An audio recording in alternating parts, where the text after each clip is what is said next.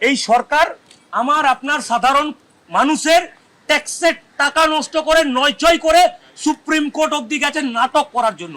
ওই টাকাটাই সরকার উন্নয়ন করতে পারত। যদি সরকার এখনো মতিগতি ভালো থাকে আর দয়া করে রিভিউতে যাবেন না, আবার চর খাবেন, আবার হারবেন, আর জনগণের ট্যাক্সের টাকাটা নষ্ট করবেন।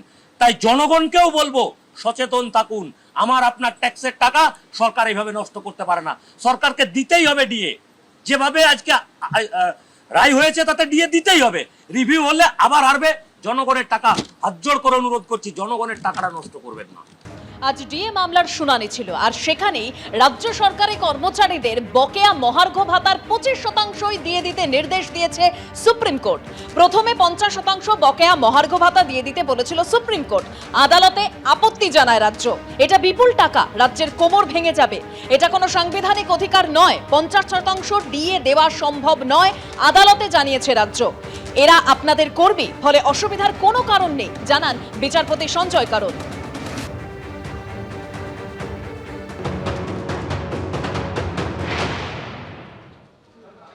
রাজ্য সরকারের একটাই কাঁদুনি ছিল সুপ্রিম কোর্টের কাছে যে আমাদের টাকা নেই।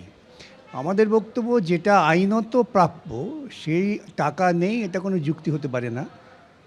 এবং সেই জন্যই সুপ্রিম কোর্ট যখন রাজ্য সরকারের পক্ষ থেকে বারবার ঘ্যান করছিলেন, তারা বললেন আমরা এই মামলা খারিজ করে দিতাম, কিন্তু আমরা খারিজ করছি না, যেহেতু এটা ইন্টারিম স্টেজে আছে, আমরা ফাইনালি শুনবো, তার আগে তুমি 50% বকেয়া টাকা অবিলম্বে জমা দাও।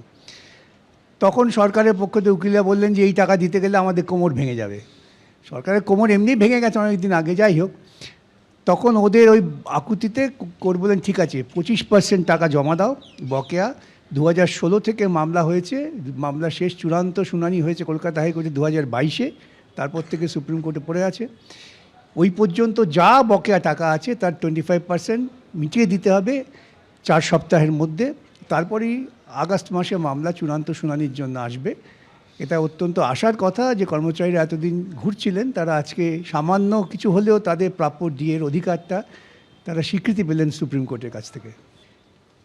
টাকা নেই বললে হবে নাকি? তিনি মন্দিরের পেছনে টাকা খরচা করবেন যেগুলো সরকারের কাজ নয়, তিনি পুজোয় টাকা দেবেন যেগুলো সরকারের কাজ নয়, সুপ্রিম কোর্ট চাকরি বাতিল করে দিয়েছে, বাতিল চাকরিদের তিনি ভাতা দেবেন যা সরকারের কাজ নয়।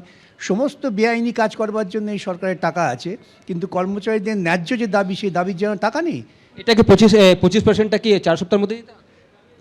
কলকাতা হাইকোর্টে যা নির্দেশ ছিল সেই নির্দেশ মেনেই দিতে হবে। সুপ্রিম কোর্ট বলেছেন যে in terms of the order of the Calcutta high court 4 weeks।